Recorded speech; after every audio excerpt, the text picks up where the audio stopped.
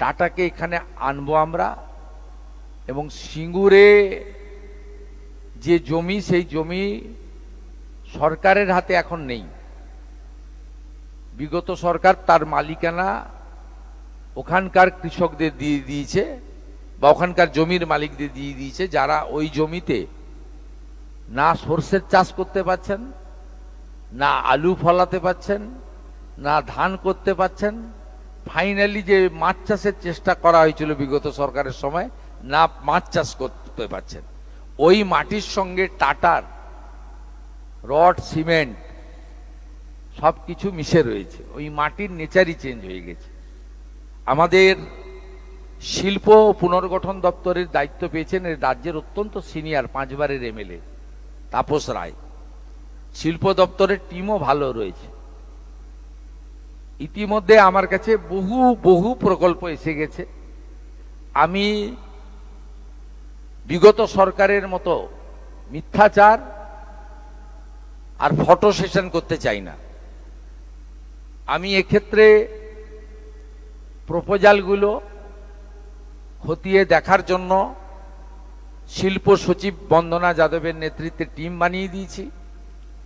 সংশ্লিষ্ট দপ্তরে মন্ত্রী এতদিন ছিলেন না, গত 2-3 দিন হলো মন্ত্রী জয়েন করে গেছেন। তারা প্রাথমিক ঝাড়াই বাছাই করার পরে খুব খোলা কথাই বলে দিই, যতগুলো রাজ্য অর্থনৈতিকভাবে এগিয়েছে শিল্প বিনিয়োগ এর ভিত্তিতেই এগিয়েছে। যতগুলো রাজ্যে বেকার শূন্য হয়েছে, সেই বেকার শূন্য করার ক্ষেত্রে 3 ধরনের প্রক্রিয়া চালিয়েছে তারা।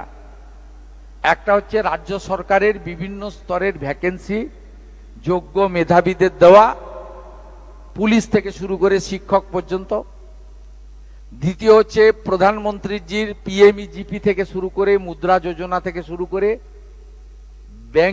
ব্যাংকিং এর ক্ষেত্রে রেগুলেশন ঘটিয়ে ছোট এবং বড় ব্যবসায়ীদের ব্যাংকিং সুবিধা পাওয়ার মধ্য দিয়ে এবং বেকার যুবকদেরকে সাবসিডি ওরিয়েন্টেড যে সমস্ত বিজনেস রয়েছে সেগুলোতে সাপোর্ট দিয়ে পিএমইজিপি সহ সেখানে একটি কর্মসংস্থানের দিগন্ত উন্মোচিত করা। থার্ড হচ্ছে হেভি ইন্ডাস্ট্রি এবং এমএসএমই সেক্টর, সঙ্গে ফুড প্রসেসিং, হর্টিকালচার এবং ফিশারি সহ আমাদের অন্যান্য যে সেক্টরগুলোতে আমরা ছোট, মাঝারি এবং বড় প্রসেসিং ইউনিট, ইন্ডাস্ট্রি করতে পারি, তার মধ্য দিয়ে কর্মসংস্থান করা।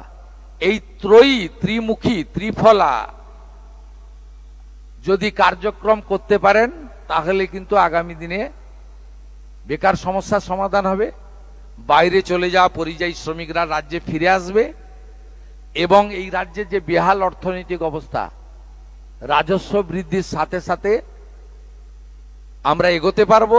আর যে কোনো বড় ইন্ডাস্ট্রি এলে নিজেরাই পরিকাঠামোগত উন্নয়ন করে, সেখানে সেতু তৈরি হয়, ব্রিজ নির্মাণ হয়, রেলওয়ে কানেক্টিভিটি বাড়ানো হয়, ওয়ার হাউস তৈরি হয়, এমনকি মেডিকেল ফেসিলিটিও তারা অনেক জায়গায় করেন তাদের বড় বড় ইন্ডাস্ট্রির ক্ষেত্রে। আমি প্রাথমিকভাবে কিছু কিছু কাজ করেছি, কিন্তু এত তাড়াহুড়া আপনারা করবেন না।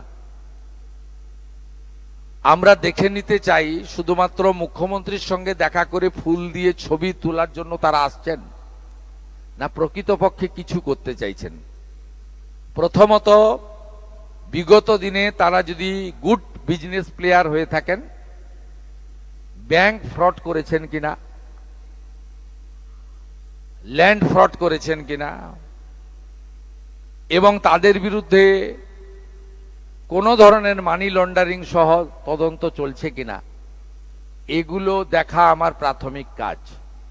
দ্বিতীয় হচ্ছে তারা পশ্চিমবঙ্গে জমি নিয়ে রেখেছেন অথচ ইউনিট তৈরি করেছেন কিনা, আবার নতুন করে সম্পর্ক স্থাপন করে ওই জমিগুলো শুধু রক্ষা করতে চাইছেন কিনা। তৃতীয় হচ্ছে তারা আসছেন কাটসিমিট করতে, না ডেস্টিনেশন বেঙ্গল।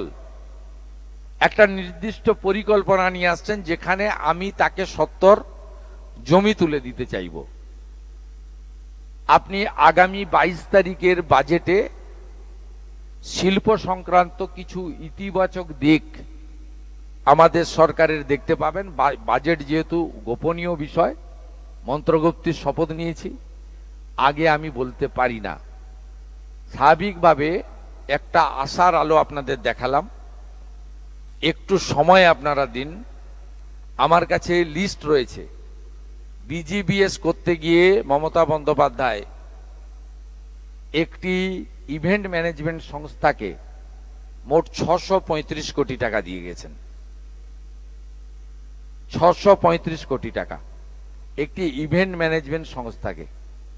এরও তদন্ত হবে। তদন্ত শুধু নয়, মামলা আমরা করব এবং প্রয়োজন হলে মানি লন্ডারিং যারা ইনভেস্টিগেট করে তাকেই হ্যান্ড ওভার করবো। আমরা ছাড়বো না, ছাড়ার জন্য তো মানুষ বসায়নি। আরো ভালো ভালো খবর দেখতে সাবস্ক্রাইব করুন বাংলা হান্টের ইউটিউব চ্যানেল। বাংলা হান্টের আরো খবর দেখতে নজর রাখুন। বাংলা খবর মানেই বাংলা হান্ট।